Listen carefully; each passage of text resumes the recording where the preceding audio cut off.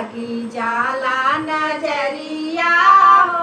चाहे सासू मारा चाहे गरिया हो, चाहे सासू मारा चाहे गरिया हो, हमसे भराई ना पनिया हमारी देखो पतली कमरिया हो।